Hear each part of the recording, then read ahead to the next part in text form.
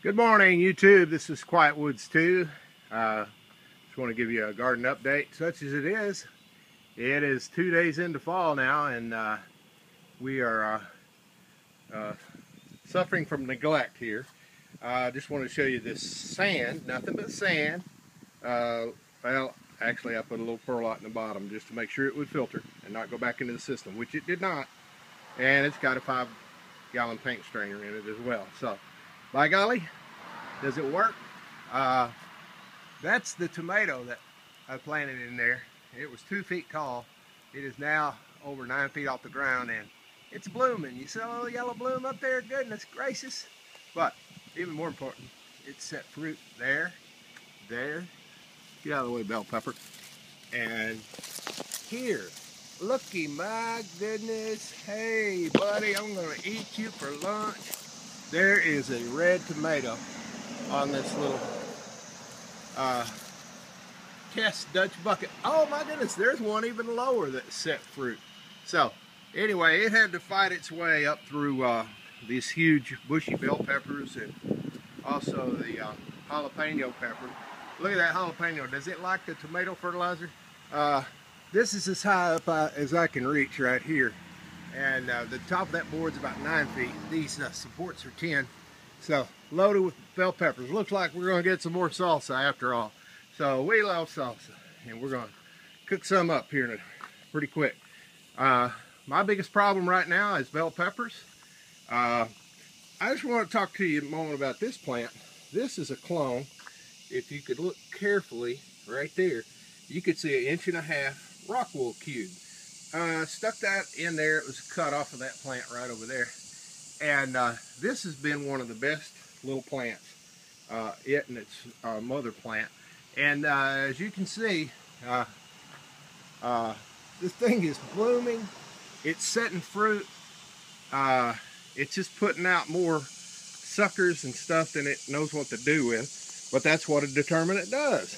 And I treated them just like an indeterminate through their first crop. And then I didn't know which one of the suckers to run up the string, so I just quit running them at all. You can see. But these things, this is their 3rd crop. Don't ask me to explain it. I'm no expert gardener. I just do what Bobby tells me. But anyway, there is a little difference. These Super Sweet 100s, we've let them down several times, and they're already to the top and falling over. I just kind of gave up. I got busy putting in a strawberry bed, and probably the worst time of year was a couple weeks of 100-degree temperatures. It wasn't a great time to put in bare root strawberries. But I guess you can see that here's a Rutgers right here. Oh man, that's a big old nice tomato right there. We're in the shade, so you're not, everyone dried up from the sunshine. It won't get to do anything but maybe make some seed. Anyway, these tomatoes, I came out with my picking bucket. Gonna go over them one more time before I spray with BT. I've got a little infestation of the tobacco fruit worm while I was messing with the strawberry bed trying to get it in. But as you can see, this is the parent plant to that celebrity. Bought this at Walmart. It was a $10 plant, very expensive. But my intention was to make clones of it, and I did. I suppose the only one that really made was that one in the Rockwell cube I already showed you this video. But anyway, just thought I'd show you through the mess, such as it is, jungle. These are big beef. I've had to let them down. Yeah, they're twin vined, and you can let them down, but you got to be careful, or they'll want to kink on you. And you know, I had one over there kink, and it just kept growing. Look.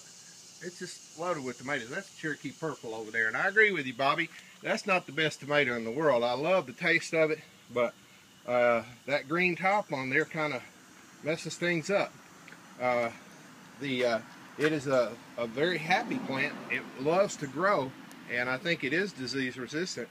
Here's 10 seeds that I planted, and just to see if the seeds were viable. Golly, I got all 10 plants, and anyway, these will probably, I'm not going to get my greenhouse built this winter. I've got too much other work I got to do. But I did want to test those seeds. I harvested them and dried them on a piece of paper, just 8.5 by 14.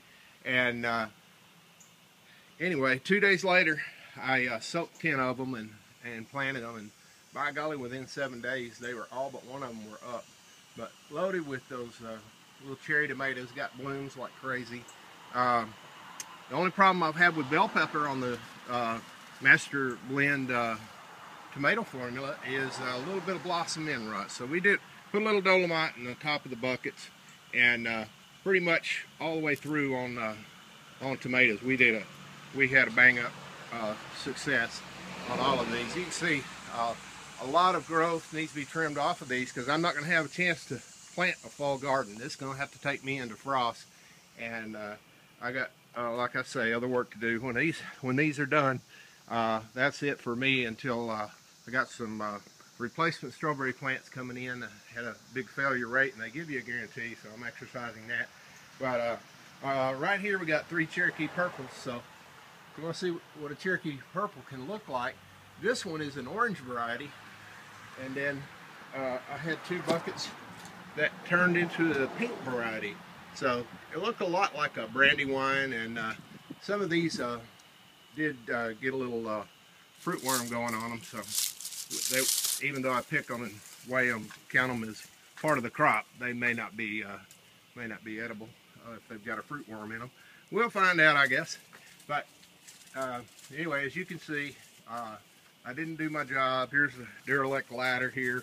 Been doing a little construction on the weekends with my son, and got a lot of plants that never made it into a bucket. But I have a lot of experience cloning plants, and know how to clone them. You just put enough down, you're going to get all you want.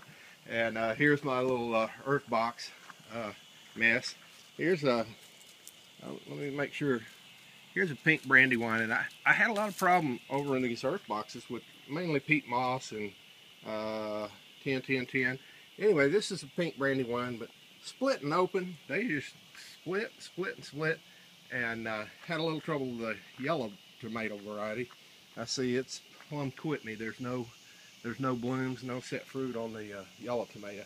But this plant right here raised the largest tomato this year for all of the plants out here, and it was 1.5 pound beefsteak yellow tomato, and it was delicious. We put it right in with the salsa, and it turns your salsa yellow, believe me. Got a little okra, got a couple up there that need picking and still blooming. So very, very happy with the gardening success that I've had this summer. And anyway, I've enjoyed interacting with a lot of you.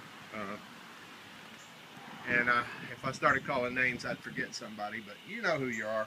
And we are so happy to have found the Dutch bucket system and hydroponics and MASTERBLEND fertilizer. They have a Facebook group. They're not very active on it, but hey, they put one of my pictures up I sent them. And anyway, they'd be happy if you're using MASTERBLEND to put a picture up for you as well.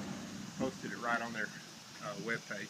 But maybe with a little bit of cleanup and continued fertilization and nutrients, we can get a few more tomatoes off of these vines, and then it'll be time for, like Bobby, take a vacation and enjoy life a little bit. Well, this is Quiet Woods 2 here on the concrete driveway in Russellville, Arkansas. And by golly, clear skies today. Chemtrails are all gone. Go to artificialclouds.com. I got a real education when I watched the video there by Dave Dahl. And so anyway, that was an experience. And you live and you learn if you live long enough. So I think we're sitting at 378 pounds of tomato production. That includes a few bell peppers and a few okra. But mostly the weight has been these things right here, these big old tomatoes. So signing off from Arkansas, right here on the driveway, Quiet Woods 2, hoping you have a wonderful fall. See you later.